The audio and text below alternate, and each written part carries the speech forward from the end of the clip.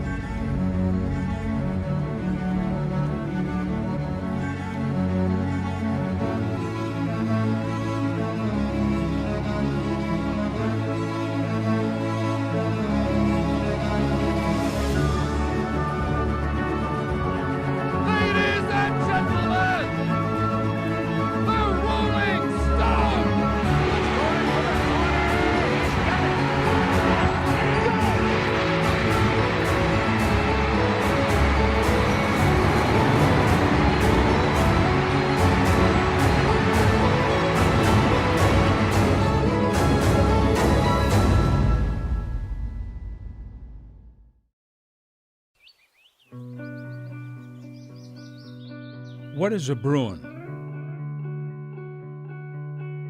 It's more than a word. It's more than a mascot.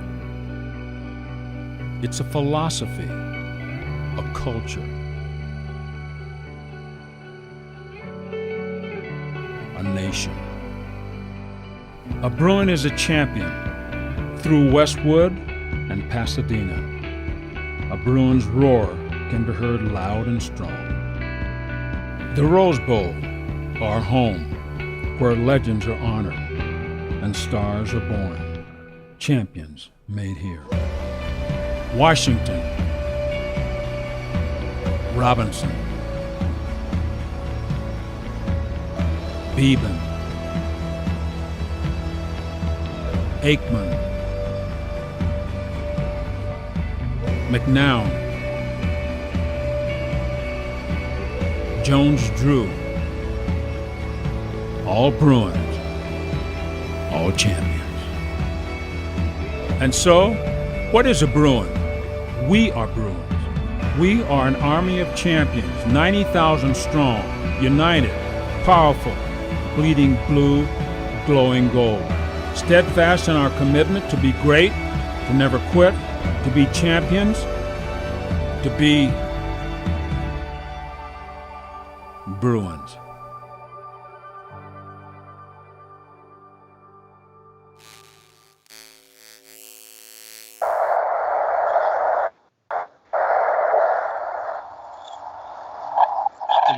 Live. I'm Daryl Dunn, the CEO and General Manager of the Rose Bowl. Tonight, we have a very special episode as we welcome UCLA Athletic Director Martin Jarmond to our family. Martin will be joined tonight by our very own Brian Brantley of the Rose Bowl Legacy Foundation. I've been at the Rose Bowl since 1995. My experience here has been a game changer for myself and my family. One of the things I love most about our stadiums are history. And the greatest decision Pasadena ever made was in 1982 when the Bruins moved here from the Coliseum. That was the beginning of an amazing, amazing run for us.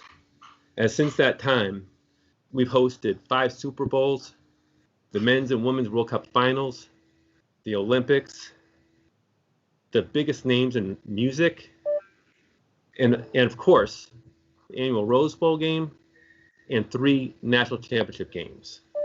To say you'll never find a bigger fan of the Bruins than the Rose Bowl is a vast understatement. Now, to take you through the night, I'll turn over to Brian and Martin. And go Bruins. Thank you. Thank you so much, Daryl. This is a very special episode of Rose Bowl mentioned. But, before we get started, we have to wish all the students, faculty, and administrators a happy first day of school and hope you have a fantastic semester. And Martin, happy first day of school. I hope you take your first day photos today and we tag us in your first day photos. But yes, Martin is joining us. He's a native of Fayetteville, North Carolina, attended UNC Wilmington, was a 2-year captain for the Seahawks down there in Wilmington, North Carolina, took them to their first NCAA tournament bid, and also was voted twice Sports Business Journal's top 40 under 40. And so Martin is this is a special honor for me. Obviously, I've known Martin for a little while now, so I'm just ecstatic and excited for him and his family to be in Westwood, joining the UCLA family. So for the fans and the supporters, everybody who's tuning in today, we have a lot to get to, but make sure you get those these questions in on Facebook and YouTube, and we'll get to those as many as we can. We're going to allow for some extra time today since it's such a special guest for us. So we're looking forward to having Martin and having this conversation. So, let's get going and let's go into, what this year has been for you and your family. Many things going on nationally, globally. You went from a great institution in Boston College to become the Alice and Nam Lanier Family Director of Athletics for UCLA at a world-renowned university, moving your family across the country. You had a lot to deal with this year. You unfortunately lost your mother, Virginia, right as you were starting your transition. During this time for you, what have you relied on to keep you focused on the task at hand after dealing with so much over this year? Yeah, well, first, thank you for having me. It's good to see you, Brian. Brian and I, we've known each other for a number of years, so it's kind of cool doing this with you. And Daryl, thank you for the introduction. And I'm excited. I'm honored. Just sitting here right now, reflecting on doing this and being a part of the Rose Bowl now with such history and legacy and tradition. It's a goosebump kind of moment. So it's good to be with you, and I'm excited about that. But it's been a whirlwind. The transition has been a whirlwind. Moved to California at the end of August, and moved into our house. Let's see, 2-3 weeks ago. It was those 2 days that were like the hottest days on record, and the power went out. Power went out twice. But other than that, it's been a great transition. I'm excited. I'm learning something new every day. I'm getting out. Traffic has been, knock on wood, traffic's been manageable. And I'm excited to be here. It's been a blessing and it's been an honor as I've kind of started getting going a little bit, meeting a few people, getting to campus. But it's been good. It's been very positive. Right. That's fantastic. And actually, before we kind of get to where you are now, we have to start a little bit back and see kind of the journey a little bit. Again, you're from Fayetteville, North Carolina. You grew up there. You went to Pine Forest High School. You were a ball boy for Fayetteville State. What role did sports play for you growing up as a kid?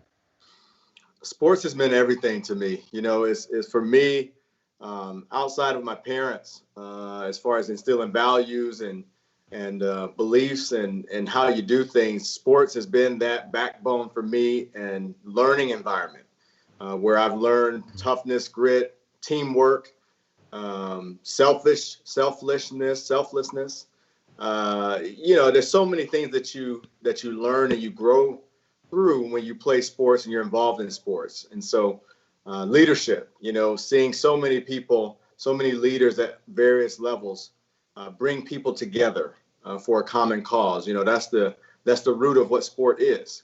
And I've been blessed to be a part of it for most of my life. And that's why I love what I do now, because I'm still a part of it. And I still get to impact young people in a positive way. And that's how I was impacted as a college student athlete. And that's why I got into college athletics. Yeah, fantastic. And so, you ended up going to UNC Wilmington. You played basketball there under Jerry Wainwright. You were a captain for 2 years. So what was that like for you going on to play a basketball and get to the tournament and all that type of stuff for UNC Wilmington? It was a great experience. I have to tell you, you learn so much going through college, but also being a former student athlete. My college career didn't go the way that I had planned. I injured my knee, had surgery my freshman year. I never played as much as I thought I was going to play.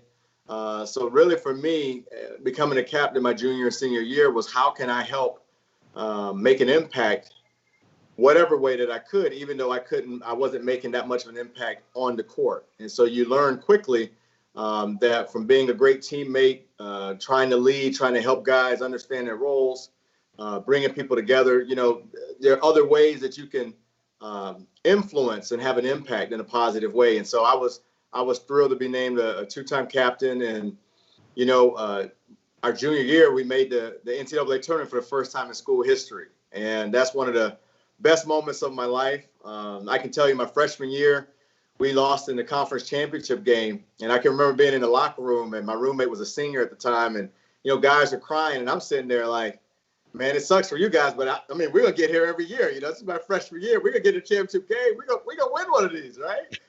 And out of my 4 years, 3 of the years, we were in the championship game and lost 2 of them, And so it really showed me, like, you can't take anything for granted. You can't take a moment for granted. You have to squeeze the juice and whatever you can out of each day because it's not guaranteed tomorrow. And there are many, many life lessons that teach us that. But I learned that during college that nothing's guaranteed. It's not going to always look how you may see it look, but that doesn't mean that you can't control and impact you and what your future looks like if you work hard and you stay focused on what's important. So it was a great experience playing at UNC Wilmington, getting to the dance. I'll never forget it.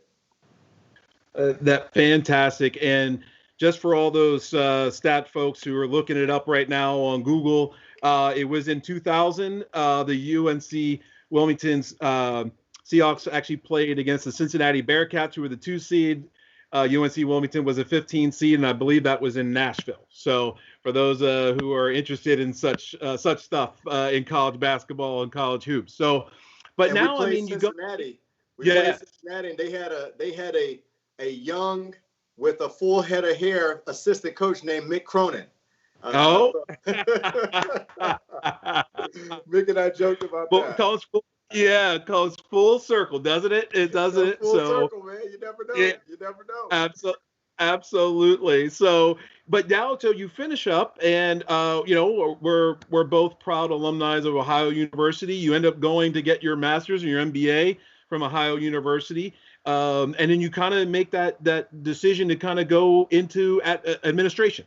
So who did you talk to anybody about that? What was your draw to going into college athletics and college administration? Well, like I said earlier, Brian, I had a great college experience. It was the best 4 years of my life, and I loved and cherished. There were so many people that helped me have a great experience.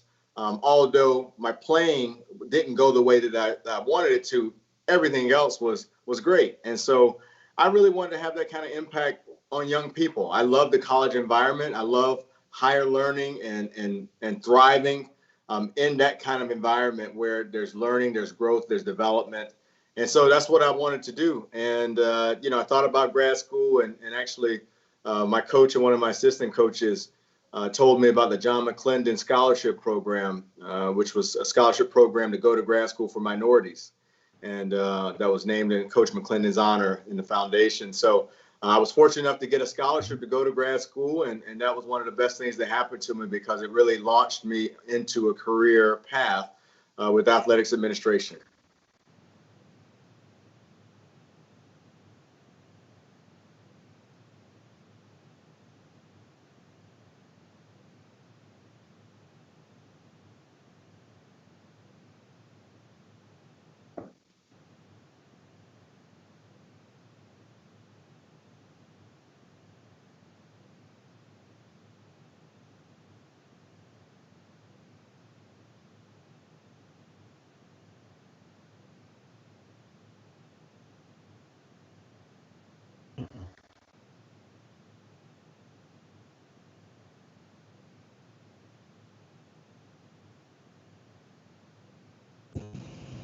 Brian, you're back. Oh, okay. Well, There he is. There he is. Yeah, exactly. It seemed to be cutting out. So I apologize for some of the folks out Well, there is who are tuning in. Is something I said? I know, right? Exactly. So I apologize for some connection issues. But anyway, so again, going back to leaving, you went to Michigan State, you learned, you grew, but then you ended up you had a unbelievable career opportunity to go to Ohio State and athletic to work with at AD Gene Smith. What was it like to be in the Buckeye community and working with Gene, who's such a giant in this industry? Yeah, Gene Smith was unbelievable for me. I mean, he's one of the top one or two. I think he's the best athletic director in the country, and he was just instrumental in my growth. I was at Ohio State for 8 years and got to learn from the best. And I learned so much during my time in Columbus. Buckeyes are passionate about their sports, but you learn about leadership. You learn about being recruitment and talent development, what's important, and how you can help young people be the best version of themselves. And so I learned a lot of that at Ohio State, and it's really helped me, that experience, because you want to be the best, and consistently their programs compete at the highest level to be the best in the country. And so there are a lot of things and a lot of similarities I see with Ohio State and UCLA as far as excellence and expecting the best and competing at the highest level. Yeah, absolutely. And so, and Gene, what did Gene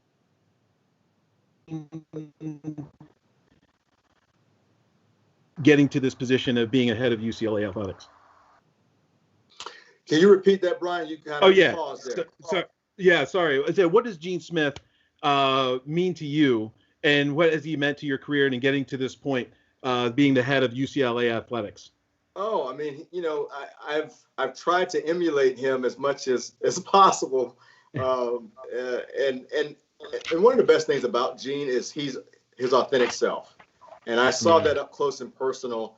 There's only but so long you can be someone you're not, or trying to be something that you think other people want or expect out of you. You're at your best when you're your authentic self, and that's flaws and being vulnerable. And that's what I saw from Gene. And Gene had a very humanistic approach to how he looked at challenges and issues. And it starts with people. And I'm a firm believer that you win with people. And that's the most important thing that I can do is help people. And how do I serve? How do I get better as a teammate, as a leader, as a follower? And it's about people. And that's who Gene is. And that's what I got to learn up close and personal. So I love him, man. He's my guy, and we've got a special connection that we'll always have. Yeah, fantastic. So, now you head to Boston College. You are the youngest Power 5 AD up at a great institution in Boston College.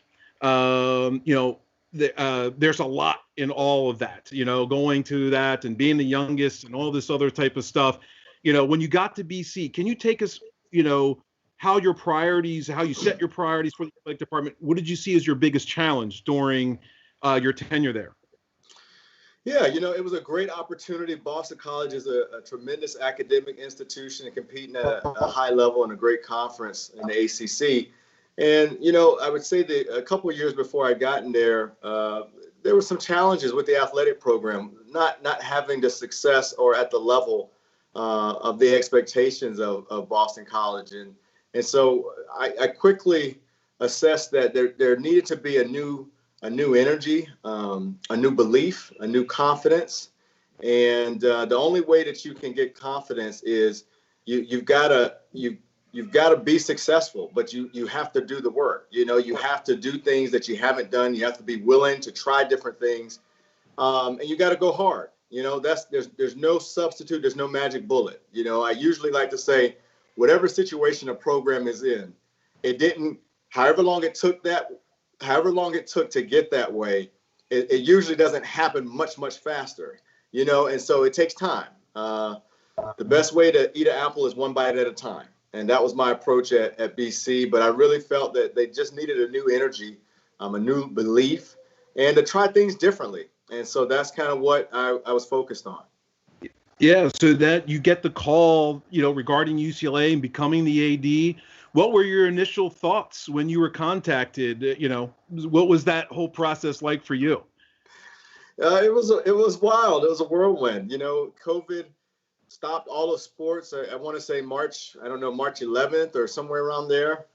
And when I was initially contacted by the search firm, I wasn't interested because I was so focused on helping our student athletes at BC go through this pandemic that none of us had gone through before. And, quite frankly, a lot of us felt that it might be a 2-week or a 3-week thing. And so I really wasn't focused on anything else. And the more that I sat with it and they called me again and I just said, had a couple conversations with some people I trust in this business.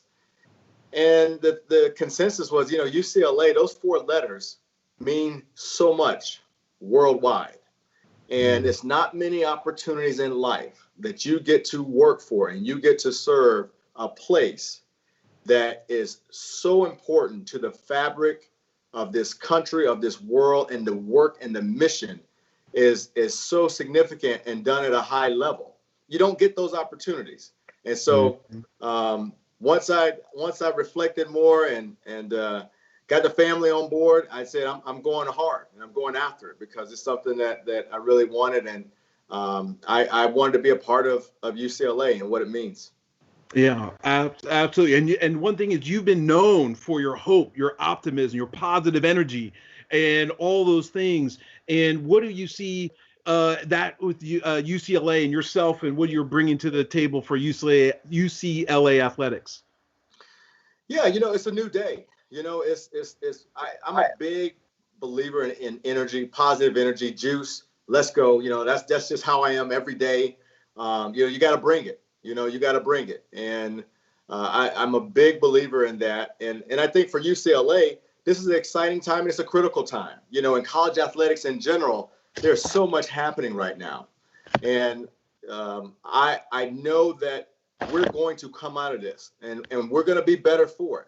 And I think about every day, what can we do to position ourselves to have success through this pandemic and after this pandemic? And so a lot of it is just doing the work, being positive, and we gotta be bold. We're leaders, we're barrier breakers. UCLA is a leader in this space, #1 public institution in the country. To whom much is given, much is expected. So we got to get to work and we got to help our young people develop. And we got to win and we got to compete academically and athletically. And that's what we're going to do to the highest level. Fantastic. And so, like you accepted the position, during all the prep, making the move out west and finishing up things at Boston College. Your mom unexpectedly passes away. And, how did your parents influence you and shape your career? And what lessons, did you learn from them, to get you to this point today? Yeah, the last 3-4 months have been a whirlwind, and obviously that's a big part of it. Losing my mother unexpectedly, had a stroke.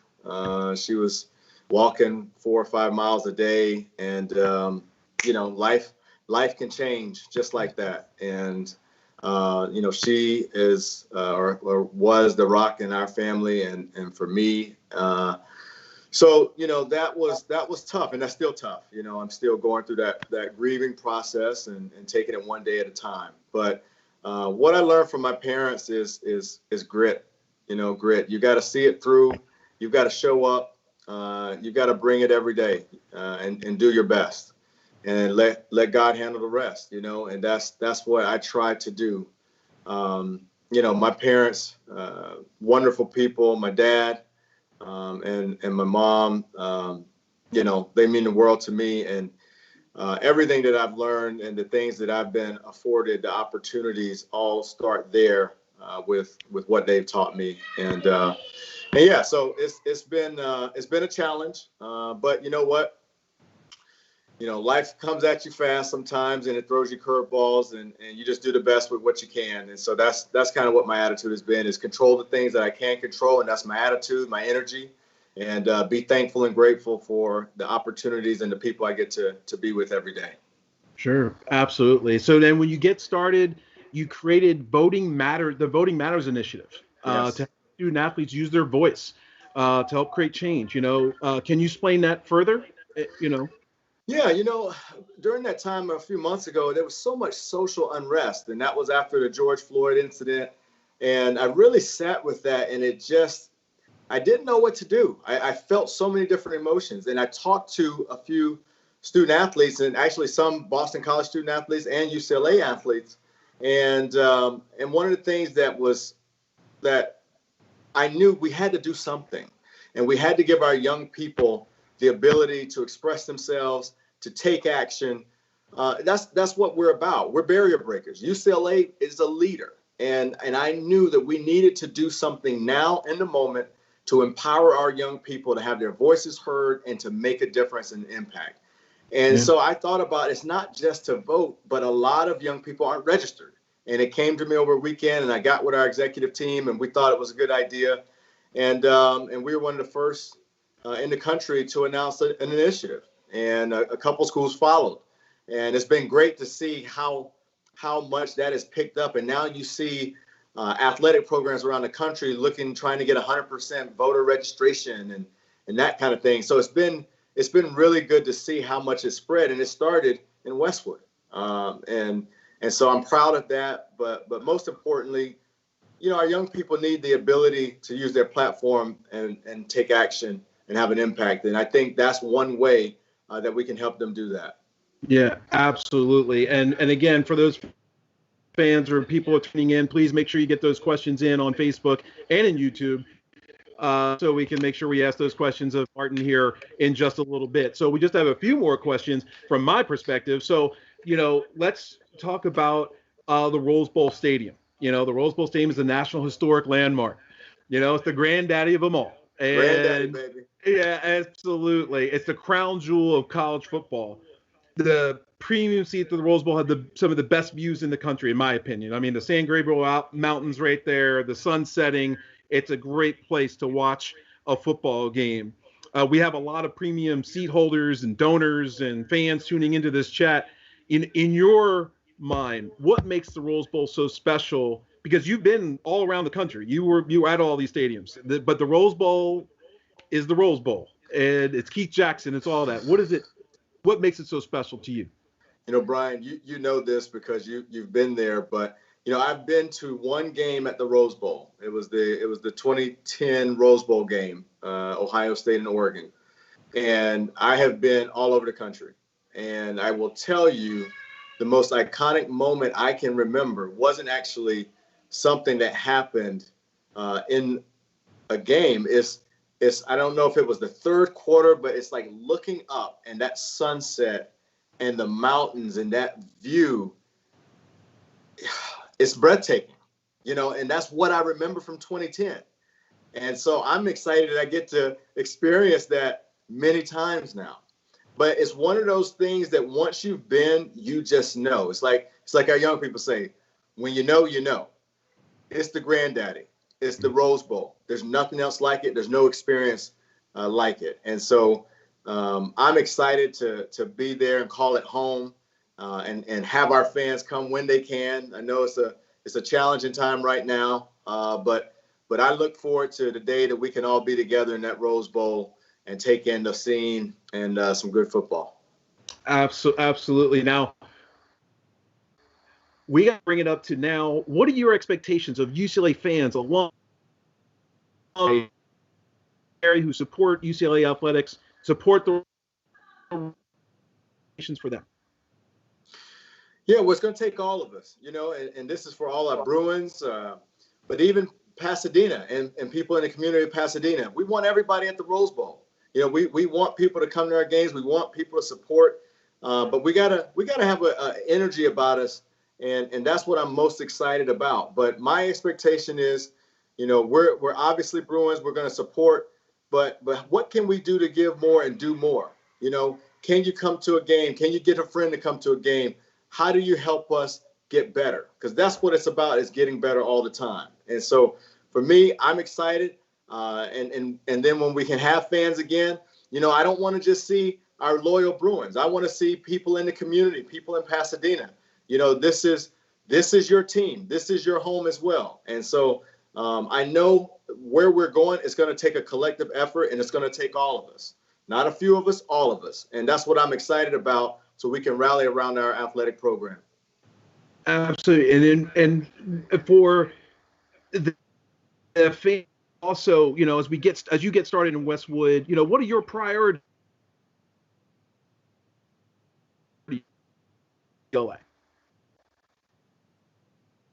I lost you. I heard you say priority, didn't I? Priorities for UCLA athletics. What are your priorities as you hit the campus and hit West? Well, first and foremost, we've returned to training, and some have returned to competition. So it's how do we best support our student athletes during this challenging time? We focus on that every day. It's interesting because it's not just a physical being around their teammates or competition or training, but it's also mental and how much time you're at home. We had our first day of class today, and we had an athletic department all staff meeting. And one of the things that we're going to start doing, we did it today, is I want student athletes to speak during our all staff meetings. I want all of our staff, all of our team to hear from the young people that we serve and to hear about their experience. What are they going through? And it was interesting today that a few of them shared that, there's some positives with this Zoom environment or distance learning, that they can get tutor appointments and they can do some things a little easier instead of having to walk across campus and then be back here or go there. But also, too, it's hard when, you're used to, you don't have somewhere to do some of your meetings and your classes, and you don't want to do it in your bedroom, because your bedroom, you want to just chill and relax. And so, we just asked them, what are some of the challenges? What are some of the things we could do to help you get better? So first and foremost, how we support them through this challenging, difficult time is what we focus on every day. And then I'm excited to get going. It's the first day of class is like a new beginning, and it's a new beginning for all of us. It's a reset. The last couple of months have been hard for everybody. So it's nice. January 1st is not the only new day and new time that you can, kind of start fresh. I look at this as a fresh start. I'm new. It's the first day of class. It's a new year. And so what are we going to make the most of? Like, what are we going to do about it? What are we going to control? And that's what I'm excited about. So, just working hard every day, and UCLA is elite. And I've shared this a few times, but I truly believe that on every level we're elite, and we got to work hard to raise that bar and continue going. Elite, energy, leadership, integrity, toughness, excellence. That's UCLA, and that's what our mindset and our work ethic is going to be every day. Fantastic. And and you mentioned the pandemic, and I know a lot of people out there have heard a lot of stuff from the media and various things, and you don't know what you don't know. Yeah. So the Pac-12 recently kind of pivoted. They pivoted, and now we're playing football. Can you tell us anything about that process and what was going on and and not obviously with the Pac-12, the Big Ten and other conferences are now pivoting and moving forward. So what can you tell us about that process and what it was like for the Pac-12 conference? Yeah, from the onset, when I got into Pac-12, what I heard consistently was, we're going to take the advice of our medical experts, our Pac-12 medical advisory group. And that's been our North Star, the health and safety of our young people. And that's what's the most important thing, always. And so at the time that the decision was made, we've gotten new information. A lot has changed because this pandemic, as you know, testing is ramped up. Some key observations, studies, it's just progressed. And a key facet for everyone, no matter what industry you're in, is being nimble, agile, and being able to adapt. And that's what the Pac-12 did, and once the testing changed to where we could get daily testing, and the spread lowered significantly in a lot of our areas in our footprint, you had to have a look in and reassess where we were. And that was really the main thing. I know there's a lot out there about how you got there, and you got to learn. We got to see other conferences play. You got to see some of the challenges, some of the things that they wish they would have done differently. We all talked to our colleagues. We learned a lot. I know I've talked to people in the ACC about some of the things they've done and what they wish they would have done. And so it all came together, and we looked back in and said, hey, the situation has changed.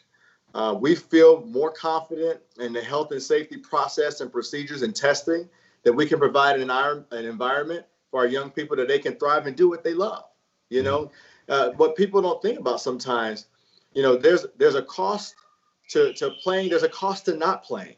And this has been so taxing emotionally and mentally for our young people. No one really understands that piece of it, because when you are around your teammates and you've been doing something you love for so long and it's just taken away from you, that has a significant impact too. And our young people want to play, and they want to do it in a safe environment, and we're going to do the best that we can to provide that. Absolutely. And lastly, from our side, before we get to these questions, again, from the viewers on YouTube and Facebook, please keep the questions coming in. But the last question is, what's the highlight of your career so far? Oh, wow. Highlight of my career so far. Probably I would say just having this opportunity to lead UCLA athletics. This is something I never dreamed of. You think of a place like UCLA. I'm just a kid from Fayetteville, North Carolina. I never saw this, but I know I've worked towards having an impact and trying to do something that's going to make my mom proud and my dad and my family proud. And so this has been a tremendous honor and blessing. I'd probably say being the athletic director at UCLA. But I'd like to tell you, Brian, I think the best is ahead. It's not behind. And so I'm excited for I didn't come to UCLA for what we are now. I came because of what I know we can become and what I see. And that's what excites me. That's what gets me going. And there's going to be some exciting things on the horizon for UCLA. Amen to that. So that sounds great. So let's start with our questions here from the fans. Okay. So we're looking forward to all of this here. So we've got some extra time. So the first question from one of our premium seat holders. So we thank them for participating tonight. It's about transfers and, during this kind of crazy time and transfers and students leaving UCLA to other schools. What is being done, or what do you think should be done to keep those athletes and those student athletes here at on campus at Westwood and competing for UCLA? Yeah, I would tell you, if you look at overall in college, the transfer rate is north of 30%. So even just take athletics out of it, there's a high level of transfers because you make a decision as a young person and things change. Your expectations change or your environment or what you thought. And so you're going to have some transfers. That said, the best thing that I know that you can do is you make sure that your student athletes that you have currently have the best experience that you can possibly give. And that's all of us. That's the coaching staff. That's the academic support staff, the trainers, the strength coaches, everybody that impacts and touches our young student athletes. Just try to give them the best world-class experience. Make it to a place or a point where they don't even want to think about leaving because they're having such a great experience. And that's winning, that's thriving, that's learning, that's being challenged.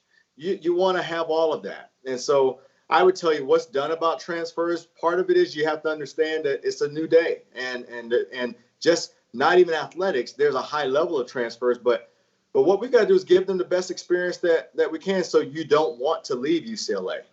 Sure, absolutely. So from Facebook, when universities are looking to hire ADs, are they more apt to hire people with business degrees, sports management degrees, science oriented? What do you, from your chair, and you've been around again for a long time in this business, so what are people, do you think, as the AD process moves on and keeps moving into the next generation of athletic directors, who are they looking to hire, and what do you think are those skills that needed for an athletic director? Yeah, I would say that's probably a better question for presidents, since they make the decision to hire athletic directors. I can call my boss Gene Block right now and ask him.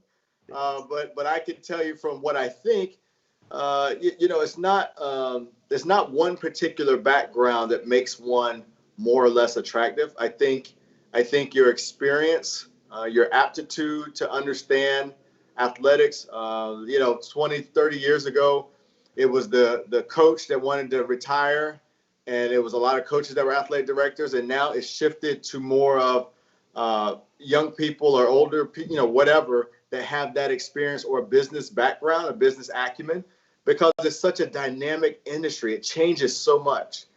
Just in a day, the number of constituents and different people that you work with or serve is significant. And so you've got to understand that environment, whether it's student athletes, whether it's faculty, whether it's staff, coaches, ticket holders, donors, the city, political. Like, there's so many people that you interact with and decisions that you make on a daily basis that you really have to have a background that you can communicate well. I think you got to understand the business side and business aspect of it. And then there's the people side. We're in a people business, and so I would say that's a better question for my boss and presidents. But I think all of those things make a difference. Sure, absolutely. So now let's talk. This is from YouTube, talking scheduling and 2021 because of the pandemic and how things have shaken out and everything else. Do you see anything being affected because of that for the 2021 schedule? So I know, there's some big games that people are excited about that are coming up. So what are your thoughts and things, or how things are? It's early, but what are your thoughts on regarding scheduling moving forward? Yeah, so the 2021 season, I know that's been a Pac-12 tenet is to do everything we can to keep that intact. The 2021 season, in a perfect world, you have to be planning for scenarios. There's a best case, worst case. In a best case scenario, we get the vaccine going in the next couple months, and there's success and adoption rates are high to where 2021 feels more like 2019 than 2020, right? That's what you hope for, and I think that is possible. At the same time, a lot of it is out of our control as far as how the pandemic is going to play out. And so, there is a scenario too where you may be limited in whether it's fans or other things that you may be able to do in 2021. But I would tell you from a scheduling perspective, the goal and the intent is to keep it consistent and where everybody had their schedule for the 2021 season. So we're excited about that. I feel good about that. And as you know, Brian, this, the developments and the speed at what testing and studies and information and practices, wearing a mask and physically distancing, all those things are coming along at such a fast rate that you hope, and I've got my fingers crossed that we continue to do our part to put us in the best position to have a normal, or whatever is close to normal, 2021 season. Yeah, absolutely.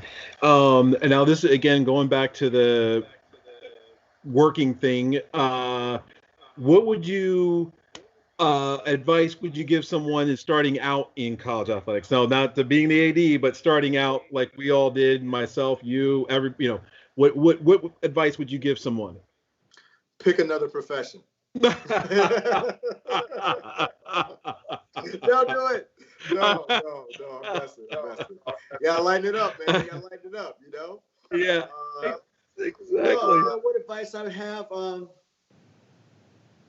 Be patient. Work hard. You've got to be willing to do what others are not willing to do. In athletics, there's so many people that want to be in athletics. Athletics is seen sometimes by many people, and I know this from my buddies, they think it's really cool, to work in athletics. They think it's fun and just games all the time, but they don't know what the grind is like. And so there are a lot of people that want to work in athletics. So when you apply for an internship or an entry level job, a lot of times, you might get over 100 applications for one job. And so I always tell people trying to start out, what are you doing to separate yourself? What are you doing to differentiate yourself? Did you go to grad school? Did you get a master's degree? Because then all of a sudden, if I've got 100 plus applications, I'm looking at how do I minimize that? How do I get 100 to 10? First thing I think of, does he have a grad or she have a grad degree? That might go from 100 to 40. Then does this person have some volunteer experience? That might go from 40 to 20. So now you got to be thinking about those things that maybe everybody else isn't doing to help give yourself the best chance to get your foot in the door. So that would be my advice. Absolutely. So, and a couple, questions coming in. What is your take on season tickets and the Rose Bowl and all those type of things that go along with that as you just get started? So it's hard to answer some of these questions, but what is your initial take on seating and kind of getting through this pandemic? Today we had our all staff meeting for our whole athletic department, and we had Brian Cornell, the CEO of Target. He's a Bruin, and I love what he said today. He said at Target, as a CEO and their leadership team, they usually plan the future 6 months, 9 months, 12 months out. That's kind of how they look at their business. He said during this pandemic, they pivoted and they look at 4 weeks out. They don't really get past that. And honestly, that's where I am. I try not to think too far ahead because we're in such a changing environment. I mean, this month looks very different than last month. I mean, we weren't returning to competition a month ago, right? And so as far as season tickets and the Rose Bowl and those kind of things, I try not to look too far in advance. I think you got to kind of look at what's in front of you and take a measured approach to one day at a time, 1 week at a time. So I don't think too far in the future because it could look very different a week from now, 2 weeks from now. You're reading about vaccines and clinical trials and different things. So I think you just got to take it a shorter amount of time instead of the longer term. Yeah, absolutely. And, are you recommending anything? Another question coming in about regarding athletes, be due to COVID and being, not being able to train, and now you're kind of okay. We're going. So as a transition into that, what is the safety and all those type of things for the student athletes as they move and try to prepare for play again, not just only football, but all the sports on UCLA's footprint? Yeah, the biggest thing that we hit with our student athletes and our coaches preach this, it's just behavioral. We have to, as a society, we have to demonstrate the behaviors to give ourselves the best chance for success. And so, if you talk to our coaches and some of our leaders on our teams, they're not worried about those 1 hour, 2 hours that they're training. It's the other 22 hours where you're at home or at your apartment, or you have a decision to make this Friday night. Am I going to go to this party where they're not wearing a mask, or am I going to make the responsible decision to myself and my teammates and pass on that? Or am I going to go to this event or cookout and I'm going to be physically distanced and have the discipline to wear my mask? It's behavioral, because at the end of the day, we're working with young people. You and I were both young once upon a time, and it's hard, right? We've been dealing with this since March. It's really tough. And you have to understand everybody is different. What I may need, my social needs may be different than yours, Brian. And as teammates, we got to understand, what level of social engagement do I need and how do I get that, but in the safest manner possible, versus you may be okay staying in the house or in the apartment, every day, all day. And so we've got to meet young people where they're at. We talk about your behaviors. We gotta find out exactly, who needs what, and we address it. But the big one is just control what we can control and do our best to give ourselves the ability to compete. If you love it, you'll protect it. And that's what I told our student athletes yesterday. If you love it, you'll protect it. So you got to have your behaviors to do everything you can to protect what you cherish. Absolutely. And we'll just do a couple more questions here. And one, I don't know if, I will position it as which brand should you say buy I will position it as... which brand should we be buying for UCLA gear? That's kind of the speed on any of that. Yeah.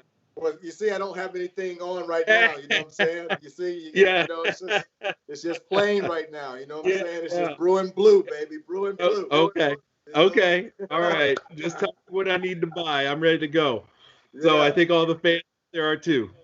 Yeah. Just make sure you buy Bruin blue and it says UCLA. That's what I would suggest. Right. Fair.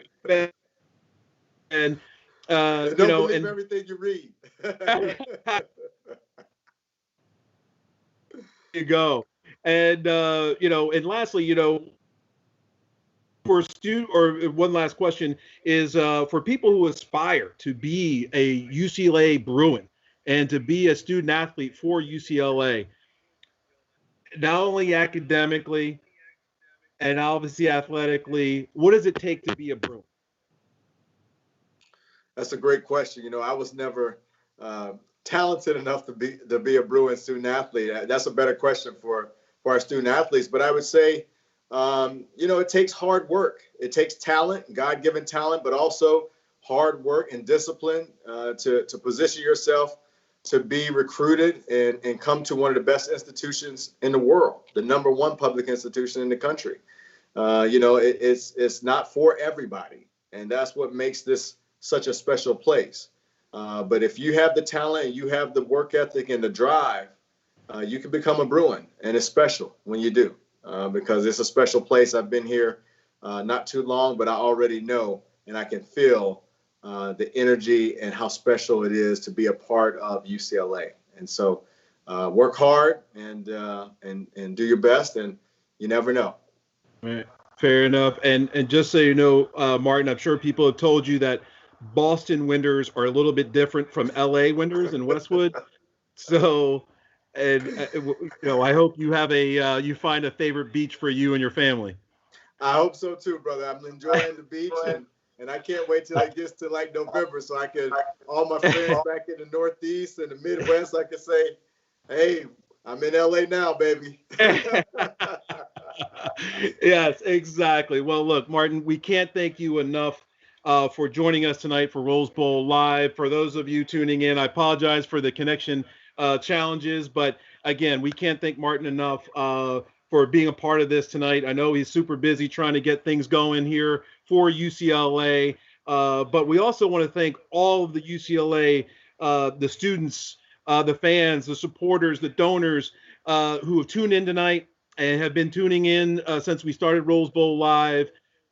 You guys are the way we make the Rose Bowl special. It will stay special because of you, and we need your support. So please come on out. Football is back. And we look forward to seeing all of you in sunny Pasadena at America Stadium, the Rose Bowl. Thank you so much, and good night. Thanks, Brian. Thank you. But Bart.